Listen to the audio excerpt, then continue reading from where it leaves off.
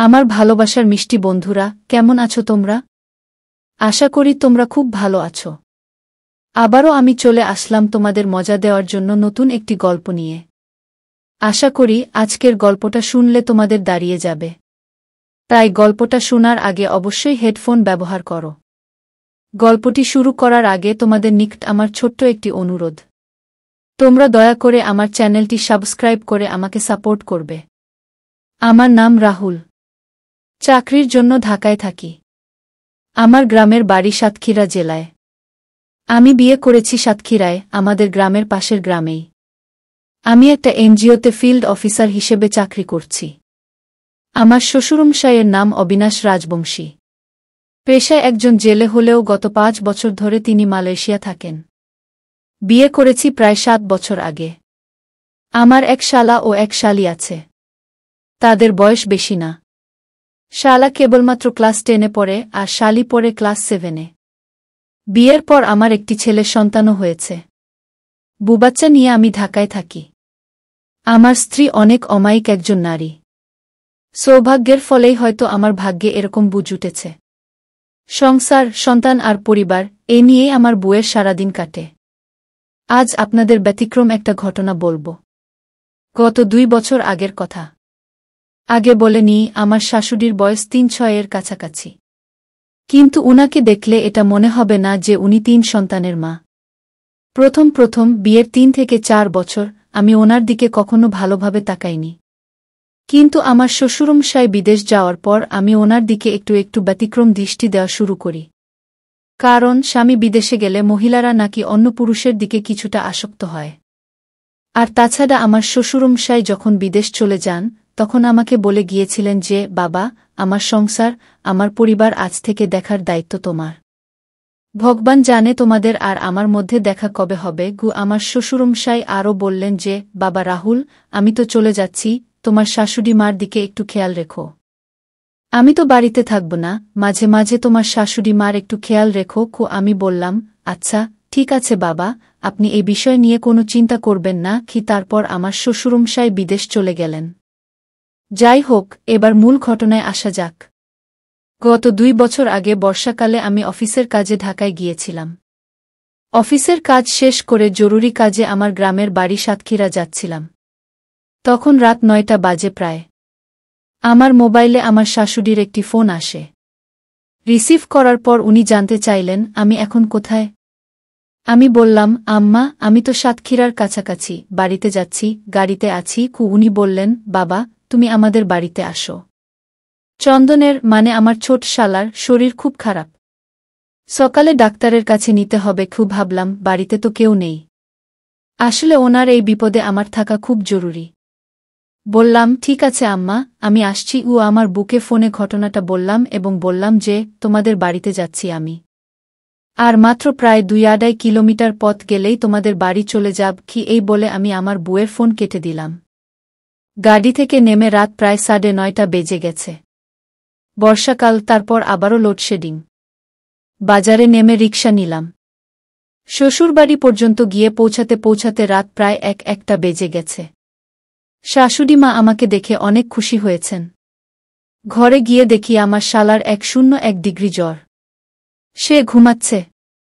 আমার শাশুড়ি মা আমাকে বললেন, বাবা, তুমি কাপড় চোপড় পাল্টাও, আমি তোমার খাবার দিচ্ছি। শাশুড়ি মা রান্নাঘরে চলে গেলেন। আমি হাত মুখ ধুয়ে খাটের উপর বসলাম।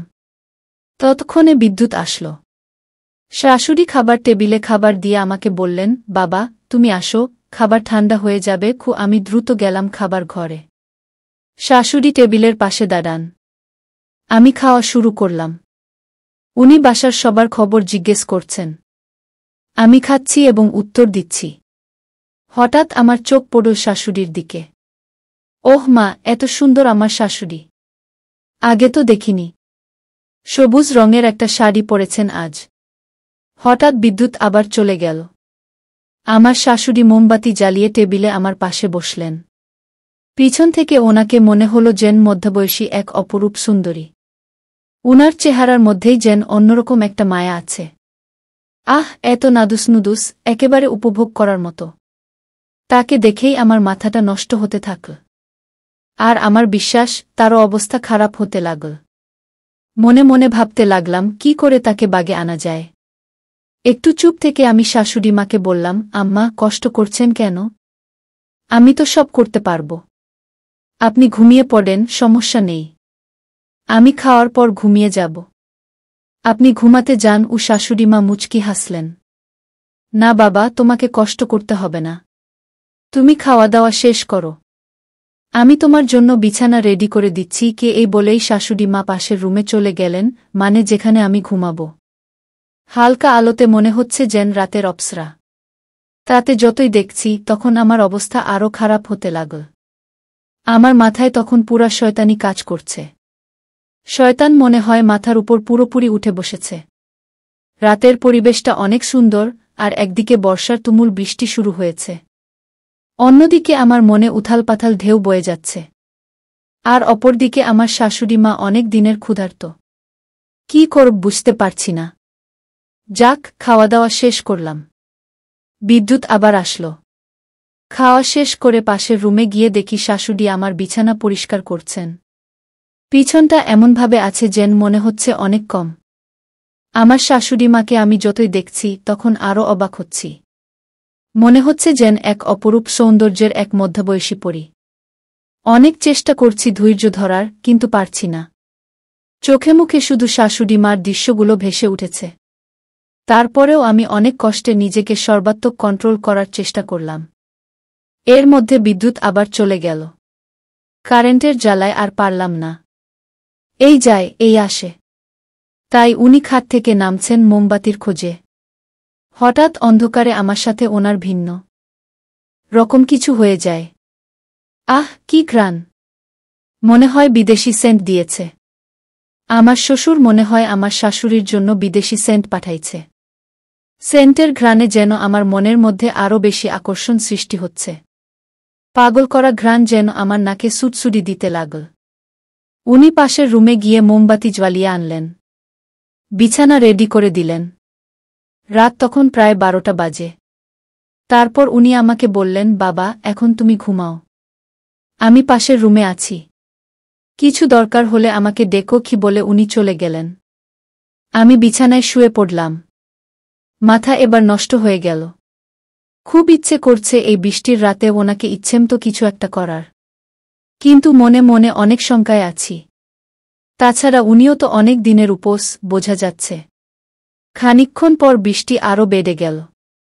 আমি অনেক চিন্তা করছি যে কিভাবে ওনাকে আরও একবার কাছ থেকে দেখতে পারি। আহ, কি সুন্দর তার ঘ্রাণ! মন খুব চাইছে তার এই সুন্দর ঘ্রাণ আর একবার উপভোগ করি। বসে বসে যদি ওনার সাথে সারারাত কথা বলতে পারতাম তাহলে নিজেকে ধন্য মনে করতাম। দেখতে সাদাকালো, চোখগুলো টানা টানা, কিন্তু অনেক সুন্দর লাগছে। এই বয়সেও আমার শাশুড়ি মাকে যে সুন্দর লাগছে, তার সাথে অন্য কিছু হলে না জানি কত আরাম লাগে, কত মজা লাগে। এই ভাবতে ভাবতে আমার বিশ্বাস তার অবস্থা আরও খারাপ হতে লাগল। মাথায় একের পর এক বুদ্ধি আনতে শুরু করলাম। হঠাৎ সিদ্ধান্ত নিয়ে ফেললাম, যেভাবেই হোক ওনাকে আমার আজ চাই। একটু শান্তি দরকার। এই রুম থেকে আস্তে আস্তে ডাকতে লাগলাম, আম্মা, ঘুমিয়ে গেছেন? আমার শাশুড়ি মা বললেন, না বাবা, এখনো তো ঘুমাইনি। কেন, তোমার কিছু লাগবে? আমি বললাম, আম্মা, মাথাটা প্রচণ্ড ব্যথা করছে। টাইগার বাম আছে? হ্যাঁ বাবা, আছে। আমি নিয়ে আসছি গো। আহ, যেভাবেই হোক শাশুড়িকে আমার বশ করতে হবে। মনে মনে ভাবলাম, সুযোগটা হাতছাড়া করা যাবে না। তারপর আমার শাশুড়ি মা আমাকে বললেন, বাবা, তুমি এতক্ষণ কেন বলনি যে তোমার মাথা ব্যথা করছে? আগেই তো মালিশ করে দিতাম। কি এই বলে উনি মালিশ করার জন্য আমার রুমে আসলেন। মশারিটা একটু সরিয়ে আমার খাটের কোনায় বসলেন। তারপর বললেন, দেখি বাবা, মাথাটা সামনে আনো। আমি মালিশ করে দিচ্ছি গো। আমি বললাম, না, আমি দিতে পারব। কি বলো? আমি তো তোমার মা আর তুমি আমার ছেলে। তোমার মাথায় হাত দিলে কি সমস্যা আছে? আমি বললাম, না না মা, আপনি কি বলছেন? আপনি আমার মাথায় হাত বোলাতে পারেন, আমি এটা বলতে চাইনি। তারপর আমার শাশুড়ি মা বললেন, না না বাবা, তুমি আমার ছেলে। তোমার শরীর খারাপ, আর তোমার জন্য এটুকু করতে পারব না। আমি বললাম, আম্মা, আপনি কেন কষ্ট করতে যাবেন? তারপর উনি আমার বালিশের পাশে বসে আমার মাথায় মলম দিতে শুরু করলেন। উনি কিছুক্ষণ মলম দেওয়ার পর আমার এত ভালো লাগল, মনে হলো আমি স্বর্গে আছি। বেশ কিছুক্ষণ মালিশ করার পর আমি ঘুমানোর ভান করলাম।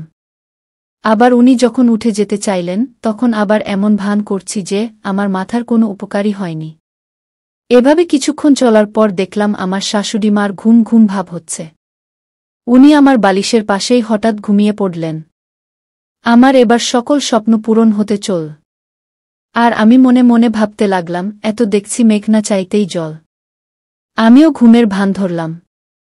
কিছুক্ষণ ভান ধরে অন্ধকারে কিছুটা সামলে রাখলাম। যদিও মনে তখন অন্যরকম উথালপাথাল করছে। খুব ইচ্ছে করছে অন্য কিছু করার, যে কাজটা করলে মনের তৃপ্তি পাই।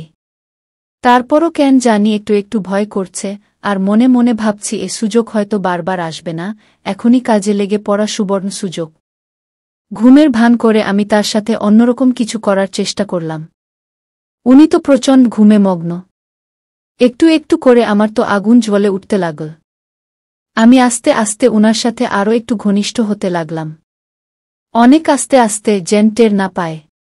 খুব সাবধানের সাথে যখন কিছু করার চেষ্টা করছি তখন আমার মনের ভিতরে আরও ভয় কাজ করছে। মনে মনে ভাবছি, যদি আমার শাশুড়ি মা টের পেয়ে যান তাহলে তো হাড়ি ভেঙে যাবে আর আমি অনেক লজ্জা পেয়ে যাব। আমি তখনও আমার শাশুড়ি মার সৌন্দর্য মন ভরে দেখতে লাগলাম। ডিম লাইটের আলোতে মনে হলো যেন সিল্কি মারা আকাশের পরি। আর আমি চুপি চুপি আরেকটু ফ্রি হতে লাগলাম। আর তিনি প্রচণ্ড ঘুমের ঘোরে আমার আরও কাছাকাছি চলে এলেন। মনে হচ্ছে পুরোপুরি ঘুমে আছেন। উনি আমার উল্টো দিকে শুয়ে আছেন, আর আমি একটু পেতেই মনে হলো যেন অন্যরকম একটা শান্তি পেলাম। আমি আস্তে আস্তে আবার উনার আরও কাছে যেতে লাগলাম। আমিও ঘুমের ভান করে অচেতন অবস্থায় উনার সাথে অন্যরকম একটা ইমেজ পেতে লাগলাম। আর মনের ভিতর থেকে আস্তে আস্তে ভয়গুলো দূর হতে লাগল। এক পর্যায়ে ঘুমের ঘোরে আরও বেশি এলোপাথারি হতে লাগল। হঠাৎ উনি টের পেয়ে উঠে বসতে চাইলেন। আমি তখন আরও ঘুমের ভান ধরলাম। ও মা, একটু পর দেখি আমার শাশুড়ি মাও আমার সাথে এরকম আচরণ করছেন। তখনও আমি ঘুমের ভান ধরে রইলাম। যখন দেখলাম আমার শাশুড়ি মার অবস্থা আরও বেশি খারাপ হতে লাগল তখন আমি আর চুপ করে থাকতে পারলাম না। কিছুক্ষণের জন্য ভুলে গেলাম আমাদের দুনিয়াবি সম্পর্ক। তখন আমার কাছে মনে হলো আমি আর উনি মনে হয় স্বপ্নে কোনো এক সুখের রাজ্যে হারিয়ে গেছি। এইভাবে প্রায় সেই রাতে 4 বার অপ্রত্যাশিত কিছু হওয়ার পর আমরা উভয়েই ক্লান্ত হয়ে পড়লাম। দুজনেই চরম শান্তি অনুভব করলাম। তারপর শান্তির একটা ঘুম দিলাম। বন্ধুরা, আমার শাশুড়ি মার সাথে রাতে যা হয়েছে তা অনাকাঙ্ক্ষিত। তখন হয়তো আমার মাথায় বড় ধরনের কোনো ভূত চেপে বসেছিল। সকালে ঘুম থেকে উঠে যখন আমার অবস্থা স্বাভাবিক মনে হলো না, তখন বুঝতে পারলাম রাতে হয়তো আমার সাথে কারো কিছু হয়েছে। একটু মনে করে বুঝতে পারলাম যার সাথে হয়েছে সে আর কেউ নয়, সে আমার নিজের শাশুড়ি মা। তাই ঘুম থেকে উঠে উনার রুমে যেতে উনি খানিকটা লজ্জা পেলেন। আমিও রুম থেকে বের হয়ে তখন একটু একা একা চিন্তা করতে লাগলাম। আর আমার নিজের কাছে খারাপ লেগেছিল। সহ্য করতে না পেরে আমি আমার শাশুড়ি মার কাছে ক্ষমা চাইতে লাগলাম। আমি বললাম, আম্মা, অচেতন অবস্থায় ঘুমের ঘোরে হয়তো আপনার সাথে আমার ভুল কিছু হয়ে গেছে। আপনি আমায় ক্ষমা করে দেন, আর কোনোদিন এমন হবে না কি। তারপর শাশুড়ি মা আমাকে বললেন, না বাবা, কি বলছ? তোমার কোনো ভুল হয় নাই। তুমি তো আর জেনে বুঝে করছো না। আর তাছাড়া আমার তো ভালোই লেগেছিল উইদ। তারপর আমার শাশুড়ি মা একটা মুচকি হাসি দিয়ে বললেন, বাবা, তুমি চাইলে সারা জীবন আমার সাথে এভাবে ফ্রি থাকতে পারো। রাত্রে তোমার আচরণে আমি অনেক খুশি এবং অনেক সুখ পেয়েছিলাম। তুমি যা করেছ ঠিক করেছ, এতে আমার কোনো সমস্যা নেই। আসলে তোমার শ্বশুর অনেক দিন ধরে বাড়িতে থাকে না, আমারও একটু আধটু মন চায় বাবা। কিন্তু লোকলজ্জার ভয়ে আমি মন চাইলেও দূরে কোথাও যাই না গিয়ে, এই বলে শাশুড়ি মা রুমে চলে গেলেন। আমি মনে মনে বললাম, আরে বাবা, এত মেঘ না চাইতেই জল। কোনোদিন তো ভাবতেই পারিনি যে আমার শাশুড়ি মা এত সহজে আমার ভাগে চলে আসবে। একটু পরেই আমার শালাশালীরাও এসে হাজির। তখন আমি তাদের সাথে বিভিন্ন বিষয় নিয়ে কথা বলা শুরু করলাম। আমার শালা এখন আর ততটা অসুস্থ নন। শালাশালীও তারা স্কুলে চলে গেছে। শাশুড়ি পাশের রুমে যাচ্ছে, উনি গোসল করে পবিত্র হয়ে এসেছেন। গোসল করে এসে আমাদেরকে নাস্তা বানিয়ে দিলেন। আমি নাস্তা করে আমার বাড়ির উদ্দেশ্যে রওনা দিব, ঠিক এমন সময় আমার শাশুড়িমা আমাকে বললেন, বাবা রাহুল, আবার যখনই তোমার মধু খেতে মন চায় তখনই আমাদের বাড়িতে চলে এসো। আমি তখন শাশুড়িমাকে দেখে একটা মুচকি হাসি দিয়ে বাড়ি থেকে বের হয়ে চলে আসলাম। তারপর থেকে আমার শাশুড়িমা প্রায় চলত এক অলৌকিক ছন্দলীলা। প্রিয় বন্ধুরা, আজকে এই পর্যন্তই। আবার আসব তোমাদের মধ্যে নতুন কোনো ভিডিও নিয়ে। গল্পটি যদি তোমাদের ভালো লাগে তাহলে একটি লাইক দাও। প্রতিদিন আমি মজা দেওয়ার জন্য একটি করে নতুন গল্প উপহার দিব।